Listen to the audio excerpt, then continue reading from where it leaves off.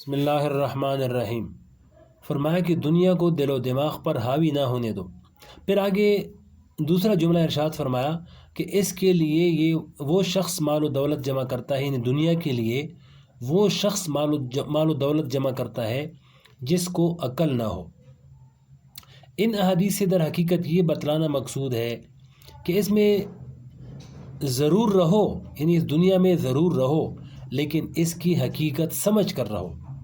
اس کو اپنے سوچ اور خیالات پر حاوی نہ ہونے دو، بلکہ یہ سمجھو کہ یہ دنیا راستے کی ایک منزل ہے، جیسے تیسے گزر ہی جائے گی، لیکن اصل فکر آخرت کی ہونی چاہیے۔ یہ نہ ہو کہ صبح سے لے کر شام تک اسی کی دھن اور دھیان ہے، اسی کی سوچ اور اسی کی فکر ہے۔ یہ مسلمان کا کام نہیں۔ مسلمان کا کام تو یہ ہے کہ بقدر ضرورت دنیا کو اختیار کرے اور زیادہ فکر آخرت کی کرے۔ فرمایا کہ دل میں دنیا کی محبت ہے یا نہیں، اس کی پہچان اور علامت کیا ہے؟ اس کی پہچان یہ ہے کہ یہ دیکھو کہ صبح سے لے کر شام تک تمہاری فکر اور سوچ کیا رہتی ہے۔ کیا ہر وقت یہ فکر رہتی ہے کہ زیادہ پیسے کہاں سے کما لوں، مال کس طرح جمع کر لوں، یا اس کا خیال بھی آتا ہے کہ مجھے مرنا بھی ہے اور اللہ جل شانہ کے سامنے جواب دینا ہے؟ اگر مرنے کا خیال اور آخرت کا خیال آتا ہے، پھر تو الحمدللہ دنیا کی محبت کی مذمت جو قرآن و حدیث میں وارد ہوئی ہے وہ آپ کے دل میں نہیں۔ ہاں، اگر صبح سے لے کر شام تک دل و دماغ پر یہی چایا ہوا ہے کہ کس طرح دنیا جمع کر لوں، تو پھر وہ آخرت کو بھولے ہوئی ہے اور دنیا کی محبت اس کے دل میں بیٹھی ہوئی ہے۔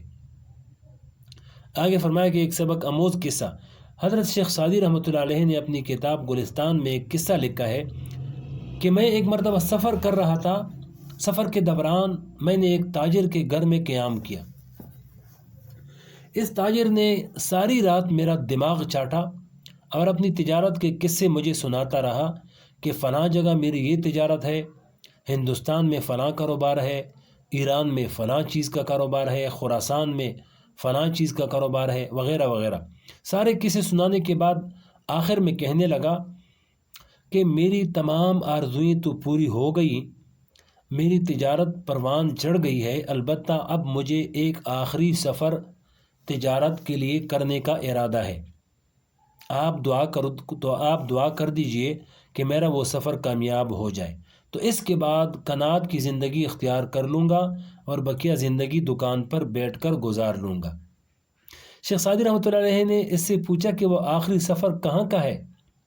اس نے جواب دیا کہ میں یہاں سے فلاں سامان خرید کر چین جاؤں گا، چائنا جاؤں گا، وہاں اس کو فروخت کروں گا، پھر چین سے چینی شیشہ خرید کر روم لے جا کر فروخت کروں گا، اس لیے کہ چینی شیشہ روم میں اچھے داموں میں فروخت ہوتا ہے۔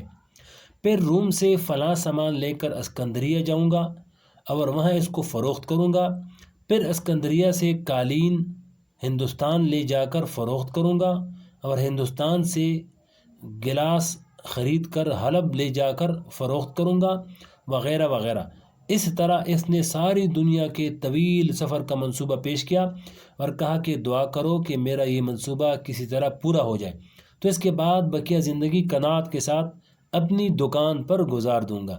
یعنی یہ سب کچھ کرنے کے بعد بھی بقیہ زندگی دکان پر گزارے گا۔ شیخ سعدی رحمۃ اللہ فرماتے ہیں کہ یہ سب کچھ سننے کے بعد میں نے اس سے کہا، فارسی کے 2 شعر کہے جن کا ترجمہ لکھا ہے کہ میں نے اس سے کہا کہ تم نے یہ قصہ سنا ہے کہ غور کے صحرا میں ایک بہت بڑے سوداگر کا سامان اس کے خچر سے گرا ہوا پڑا تھا، اس کا خچر بھی مرا ہوا پڑا تھا اور وہ سوداگر بھی مرا ہوا پڑا تھا، اور وہ سامان اپنی زبان حال سے یہ کہہ رہا تھا کہ دنیا دار کی تنگ نگاہ کو یہ قناعت پر کر سکتی ہے،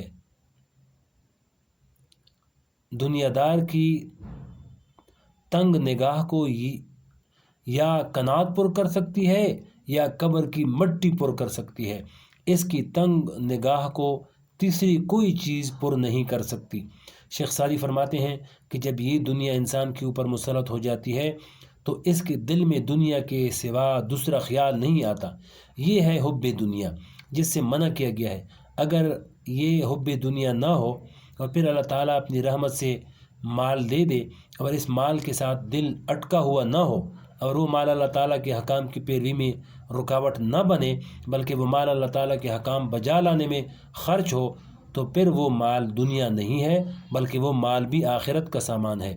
لیکن اگر اس مال کے ذریعے آخرت کے کاموں میں رکاوٹ پیدا ہو گئی تو وہ حب دنیا ہے جس سے روکا گیا ہے۔ یہ ساری تفصیل کا خلاصہ ہے۔ البتہ حب دنیا کو دل سے نکالنے اور آخرت کی فکر دل میں پیدا کرنے کا راستہ یہ ہے کہ 24 گھنٹے میں سے تھوڑا سا وقت نکال کر اس بات کا مراقبہ کیا کرو کہ ہم لوگ غفلت میں دن رات گزار رہے ہیں، مرنے سے غافل ہیں، اللہ تعالیٰ کے سامنے پیش ہونے سے غافل ہیں، حساب و کتاب سے غافل ہیں، جزا و سزا سے غافل ہیں، آخرت سے غافل ہیں۔ لہذا ہم لوگ ان چیزوں کا خیال بھی نہیں لاتے۔ اس لیے تھوڑا سا وقت نکال کر ہر شخص مراقبہ کیا کرے کہ ایک دن مروں گا، کس طرح اللہ تعالیٰ کے سامنے میری پیشی ہوگی، کیا سوال ہوں گے اور مجھے کیا جواب دینا ہوگا۔ ان سب باتوں کا استحضار کرے۔ حضرت تانوی رحمۃ اللہ علیہ فرماتے ہیں کہ اگر کوئی آدمی روزانہ ان باتوں کا مراقبہ کیا کرے تو چند ہی ہفتوں میں انشاءاللہ وہ یہ محسوس کرے گا کہ دنیا کی محبت دل سے نکل رہی ہے۔ اللہ تعالیٰ اپنی رحمت سے مجھے اور آپ سب کو اس پر عمل کی توفیق نصیب فرمائے۔ اگر اگلا عنوان ہے سچی طلب پیدا کریں۔